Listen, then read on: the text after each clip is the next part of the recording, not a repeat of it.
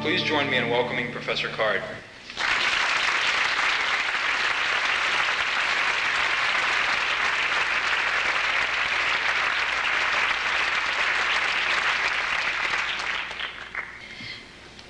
Peter Singer is a professor of philosophy at Monash University in Melbourne, Australia. He also co-directs there the Institute for Ethics and Public Affairs, and he's as well deputy director of the Center for Human Bioethics. Professor Singer was educated at Oxford University, where he then also taught from 1971 to 1973. It was while he was a student at Oxford that he met a group of students who were vegetarians on ethical grounds.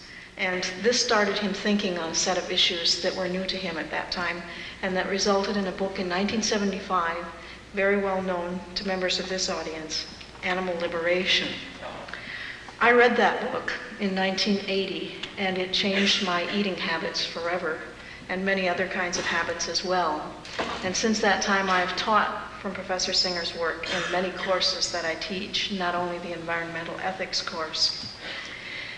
In 1975, there wasn't yet an animal liberation movement, and this book was very influential in establishing that movement.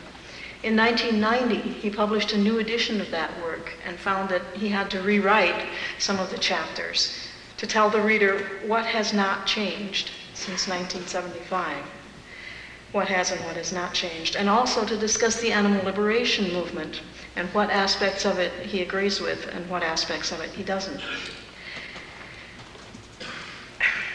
He's also taught at New York University, the University of Colorado in Boulder, the University of California at Irvine, and La Trobe University in Australia. And he's also written on other topics besides issues pertaining to animals and humans' treatment of other animals. His other books, for example, include Disobedience and Democracy, Marx, Hegel, Test Tube Babies, Embryo Experimentation, as well as other books on both practical and theoretical ethics. One of my favorites is The Great Apes Project, Equality Beyond Humanity, which appeared a couple of years ago and got a wonderful review just about a year ago in the New York Times Book Review. He's the author of the major article on ethics in the current issue of the Encyclopedia Britannica, and he co-edits the journal Bioethics. For fun, he engages in bushwalking, swimming, growing fruit and veggies, and writing. It's my very great pleasure, after teaching his work for all these years, to meet Professor Singer and to introduce him to you.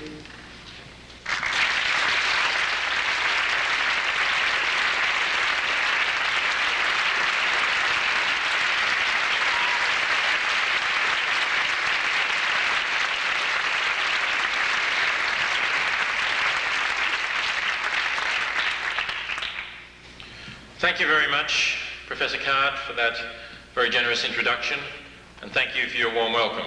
It's certainly a pleasure to be here in Madison and to be able to speak to you about these issues. I want to begin my talk tonight by describing to you a particular kind of institution that exists in the Netherlands. I'm taking my description from a published report of this institution. The people living in this institution had a special condition that made them different from us. It did not handicap them at all physically, but intellectually they were well below the normal human level. They could not speak, although they could make noises and gestures. In the institutions in which such people are usually kept, they spend a lot of their day simply rocking to and fro, not moving around much. But this institution was an unusual one in that it allowed its inmates the maximum possible freedom to live their own lives and even to form their own community. This freedom extended even to sexual relationships, which led to pregnancy, birth, and child rearing within the community. Under these circumstances, the behaviour of these inmates was much more varied than it had been in the conventional institutional settings. They rarely spent time alone, and they appeared to have no difficulty in understanding each other's vocalisations and gestures. They were physically active. They spent a lot of time outdoors, where they had access to a couple of acres of relatively natural land. They cooperated in many activities outdoors, even on one occasion, to the consternation of the supervisors, carrying a large fallen branch to one of the walls around the enclosure and propping it up as a kind of ladder so that they could climb over the wall. The observer whose report I've read was particularly interested in what he called the politics of the community. He found that the community always had a defined leader. The leader depended on the support of other members of the group. The leader had privileges, but also, it seemed, obligations. He had to cultivate the favour of others by sharing food and other treats. Fights would develop from time to time, but they would usually be followed by some conciliatory gestures, so that no member of the community remained forever outside it. If the leader became isolated and lost the support of many of the others, his days as leader were numbered. A simple ethical code could also be detected within the community. Its two basic rules, the observer commented, could be summed up as one good turn deserves another, and an eye for an eye and a tooth for a tooth. The breach of these rules apparently led to a sense of being wronged. For example, on one occasion, the report describes that one of the inmates, Henk, was fighting with Jan, and Gert, a third, came to Jan's assistance. Later, Henk attacked Gert, who gestured to Jan for assistance, but Jan did not come and help Gert, as Gert had helped him before. After the fight between Gert and Henk was over, Gert furiously attacked Jan, obviously angry that he had not repaid in kind the assistance that he'd previously given him. The mothers in this group were generally competent at nursing and rearing their children. They had close mother-child relationships that lasted for many years, and the death of a baby led to prolonged grieving behaviour. I say this is specifically of the mothers because the group was not monogamous, and it was not always possible to tell who the father of a child was, so fathers did not play a significant role in the rearing of their children. In view of the very limited mental capacities that these inmates had been considered to possess, the observer was impressed by instances of behaviour that clearly showed intelligent planning. I've already mentioned the episode in which they cooperated to try and climb over the wall. In another example, two young mothers had difficulty stopping their small children from fighting. An older mother, who was a considerable authority figure in the community, was dozing nearby. One of the younger mothers woke her and pointed in the direction of the squabbling infants. The older mother made the appropriate stern noises and gestures, and the children, suitably intimidated, stopped fighting. The observer was also interested in seeing just how far ahead these people could think. So he presented one of them with two series of 5 clear plastic boxes. The boxes were locked, but they were of clear plastic. Each of them required a different and distinctively shaped key to be opened. And at the end of one of the series of 5 boxes, there was a treat, a food that the inmates all liked. Whereas the other series of boxes led to nothing, just to an empty box. The key to the first box in each series lay beside it, but you had to then, to get the food treat, you had to work out which key would lead to the next box and the next box and the next box that would eventually lead to the box that held the treat, rather than the box at the other end of it in the other series that held nothing. The inmate was able to succeed in this quite complex task of planning ahead. The inmates' own awareness of what they were doing was well shown by their extensive practice of deceit. On one occasion, for example, after a fight, it was noticeable that the loser limped badly when in the presence of the victor, but not when alone. Presumably by pretending to be more seriously hurt than he really was, he hoped for some kind of sympathy, or at least mercy, from the conqueror. And other forms, quite elaborate forms of deceit, focused around, and this will be no surprise, I guess, for anyone who's observed human relationships, these other forms of deceit focused around sexual relationships. because, as I've already mentioned, sexual relationships were not monogamous, but the leader tried to prevent others from having sexual relationships with his favourites. To get around this, flirtations leading up to sexual intercourse were conducted with a good deal of discretion, so as not to attract the leader's attention. Now, I've given you quite a detailed description of this community because I want to raise an ethical question about it and about the way in which people with this condition were regarded by those who looked after them. In the eyes of their supervisors, the inmates did not have the same kind of right to life as normal human beings. Though treated with care and with consideration for their welfare, they were seen as clearly inferior, and their lives were accorded much less value than the lives of normal human beings. When one of them was killed in the course of a dispute over who should be leader, the killing was not considered the same as the killing of a normal human being. Moreover, in other institutions, not the particular one on which this report is based, but other institutions, both in the Netherlands and in the United States, people with this condition are deliberately experimented upon, even infected with diseases such as hepatitis or AIDS, and in some cases they die as the result of this experiment. I want to ask you how you regard that situation. Do you think of it as a moral outrage? Or do you think of it as reasonable and proper given the limited intellectual capacities of the people I've described? Well, if you've been thinking about that question just now while I've been speaking, I expect that your answer to it will vary according to the mental image that you formed of the inmates of the community I've described. I've referred to them as people. In doing so, I have in mind the definition of a person offered by the 17th century British philosopher John Locke.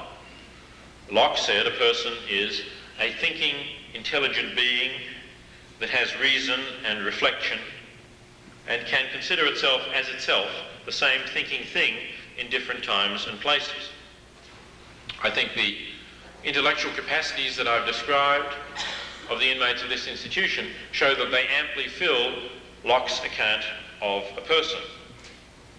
And note that on Locke's account, there is no particular reference to the species of the person. But because in our common ordinary day use of the word person and the use of the word people, which I'm simply taking here as the plural for person, in our ordinary day usage, we immediately think of a person only as a member of the species Homo sapiens. So my use of the term may have misled you. It may have misled you to think that the community I was describing was a community of intellectually disabled human beings. My use of Dutch proper names for the chimpanzees involved in the fight probably reinforced that assumption. In that case, you probably also thought it very wrong that the lives of these people were accorded less value than those of normal human beings, and you were very likely shocked at the information I gave you that these inmates are sometimes experimented on in ways that bring about their death. But some of you, perhaps, aware of my particular interest in ethics and animals, may have been able to guess that the description was not one of human beings at all. The special condition to which I referred, that these people have, that makes them different from us, is the fact that they are members of the species Pan troglodytes. In other words, they're chimpanzees. The institution I described is Arnhem Zoo, a relatively progressive zoo in the Netherlands, not far from Amsterdam. The description comes from a book by Frans de Waal called Chimpanzee Politics. I took the liberty of just making two slight changes to that description. I gave human names to the chimpanzees involved in the fight, as I mentioned, and I added from a different study of chimpanzees the experiment involving the two series of plastic boxes. But those are the only changes I made to Duval's account. In every other respect, the capacities that I referred to of the chimpanzees, their behaviour, are the capacities to which he refers. Now I want you to think for a moment about the difference in reaction that you, or at least most in our community, have if on the one hand you listen to that description, thinking of them as human beings with intellectual disabilities, and then learning that they are made subjects of lethal experiments, and on the other hand, thinking of them as apes, as chimpanzees, and receiving the same information. The reaction generally, I can't speak for you, the audience, I don't know you personally, you may all be different in this respect, but the reaction generally, of course, is one of much greater shock and outrage if these experiments are performed on intellectually disabled human beings than if they're performed on chimpanzees. And the question is, why should that reaction be so different? Before I explore that question a little more, let me just give you one further example of ways in which this reaction is different. We have had in the last 3 or 4 years, both in the United States and in Europe, cases of infants born with a condition known as anencephaly, that is from a Greek term essentially meaning no brain. Infants born with anencephaly have a brain stem. They are not brain dead, as that term is generally defined, because they have a functioning brain stem, but they have no higher brain. That cortex is simply missing. The skull is filled with fluid above that point or is incomplete. They have no capacity for consciousness and never can have, and they usually die within a few days of birth. But in these cases that I'm referring to, that have occurred both here and in Europe, parents of such babies have wished to try and salvage something from the tragedy of a birth that was so much less than they had hoped it would be. And they wish to offer their infants as organ donors. Recognising that those infants could not live more than a few days, they said, perhaps there's some other baby who has a heart defect, who could have life, that my infant then would at least in some sense have contributed to something worthwhile, rather than dying pointlessly. And in all of those cases of which I'm aware, the courts have refused to sanction the removal of the heart of the anencephalic organ, of the anencephalic baby, for donation. They have said, these babies are not brain dead, they are alive. True, they have no capacity for consciousness. True, they almost certainly will be dead in a few days or a week or two, but they are living human beings. You cannot remove their hearts. In contrast, around the same time in Pittsburgh, Dr. Thomas Starzl, a transplant surgeon, twice removed the liver from a healthy baboon and transplanted it into the body of a patient who was dying from liver disease. The baboon, of course, a healthy, sentient, intelligent and responsive animal, was killed immediately after the liver was taken. In both cases, the patient died within at most a couple of months afterwards.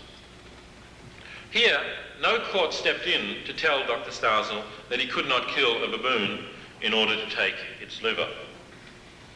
Instead, the debate focused largely over whether this would or would not be a promising way of obtaining organs for transplantation. Here again, then, we have an example of this sharp distinction between our own species and all others. The most hopelessly handicapped and doomed member of our own species still has a life that, in accordance with our ethic, is more sacrosanct than the life of the most intelligent, sentient and responsive, non-human animal.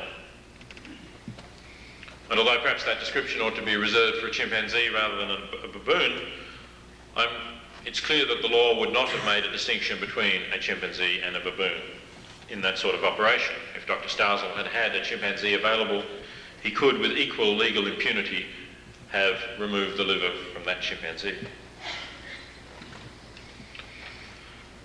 Well, let's look for a moment at how our ethic got to this point.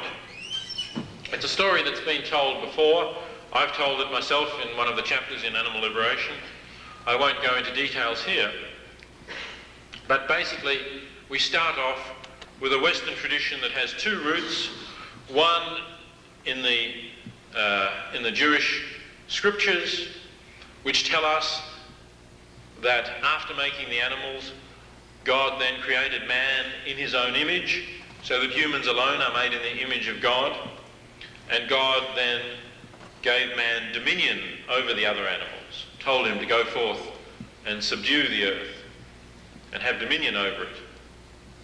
So we have that tradition of a separate creation for man, man being more like God than any of the other creatures, and being given dominion over the other creatures.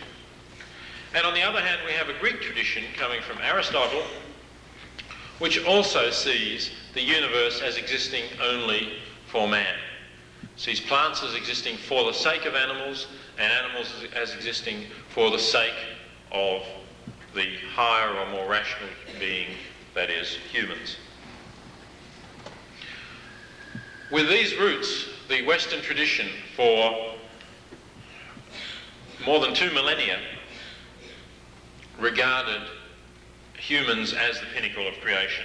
And not only as the pinnacle of creation, but as separated from all other animals by a very wide gulf. And then, only about 150 years ago, in 1838, a young scientist made the following observation in his notebook.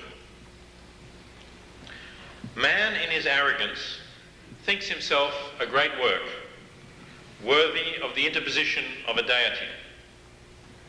More humble, and I believe true, to consider him created from animals. The young scientist who made that observation, of course, was Charles Darwin. It took another 33 years before he felt he had accumulated enough evidence to publish in The Descent of Man his case for saying that human beings are descended from animals. But when he did publish this, he began to undermine the foundations of the entire Western way of thinking about the place of our species in nature. From then on, we knew that we too were animals and had a natural origin as other animals did. Yet, for more than a century after that, that Western view of the special status of animals has seemed to simply hang there, although its foundations have been knocked out from under it. It's the intellectual equivalent of defying gravity. But now it's been under considerably more attack in the last 20 years from a number of different sources. I'll just briefly mention some of them. One is the ecology movement. We're about to celebrate Earth Day. The first Earth Day saw a significantly greater awareness in the fact that because we have regarded the planet as our quarry to use as we please, our quarry and also our waste disposal unit, we have made a mess of things and are continuing to make a mess of them. And this gave rise to a lot of questioning about where this attitude comes from, a lot of contrasting between this attitude and that of some indigenous peoples of the world, for example. And this made us reassess this Western tradition of dominion and suggested that perhaps that was something that we ought to reconsider. A second wave came in the 1970s with the emergence of the animal liberation or animal rights movement, which demanded an end to speciesism. That term was not one of my making, although I did popularise the term speciesism in my book, Animal Liberation. It was invented by an Oxford psychologist, Richard Ryder, who I had the honour to know when I was an Oxford student and then teacher. And Ryder used it, as I use it, to draw a parallel between our attitudes to non-human animals and the attitudes of racists, in fact racists of a particularly blatant sort, to those whom they regarded as inferior races. In both cases, you have this inner moral group which has the power to subdue, control, dominate and exploit another group, an outer group. And you have the inner group saying that it is superior and concocting some story or ideology that gives it the right to rule over that other group. We have acknowledged now the arbitrariness of that boundary, where it's a boundary drawn within the circle of human beings.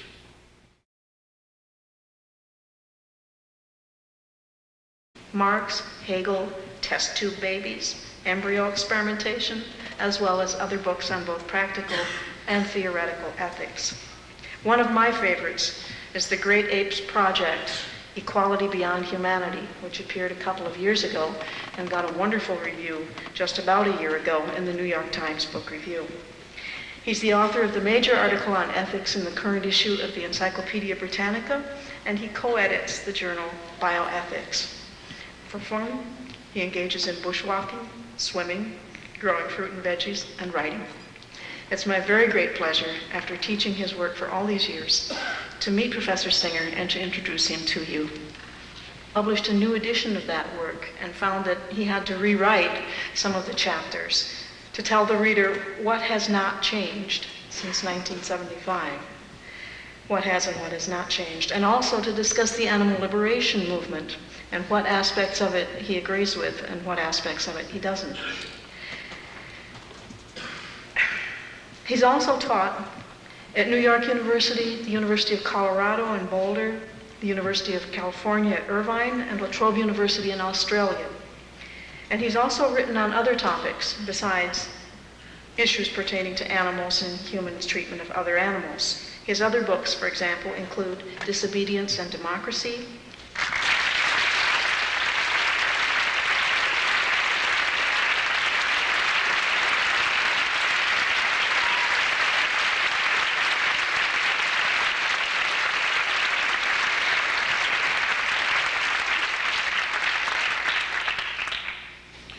Thank you very much, Professor Card, for that very generous introduction, and thank you for your warm welcome.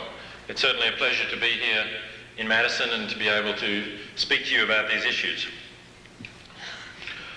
I want to begin my talk tonight by describing to you a particular kind of institution that exists in the Netherlands. I'm taking my report.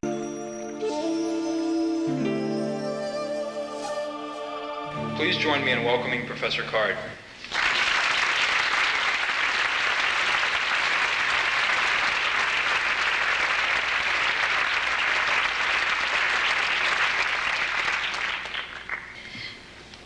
Peter Singer is a professor of philosophy at Monash University in Melbourne, Australia.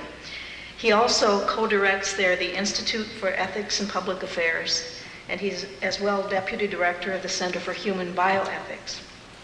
Professor Singer was educated at Oxford University, where he then also taught from 1971 to 1973. It was while he was a student at Oxford that he met a group of students who were vegetarians on ethical grounds. And this started him thinking on a set of issues that were new to him at that time, and that resulted in a book in 1975, very well known to members of this audience, Animal Liberation. I read that book in 1980, and it changed my eating habits forever, and many other kinds of habits as well. And since that time, I have taught from Professor Singer's work in many courses that I teach, not only the environmental ethics course. In 1975, there wasn't yet an animal liberation movement, and this book was very influential in establishing that movement. In 1990, he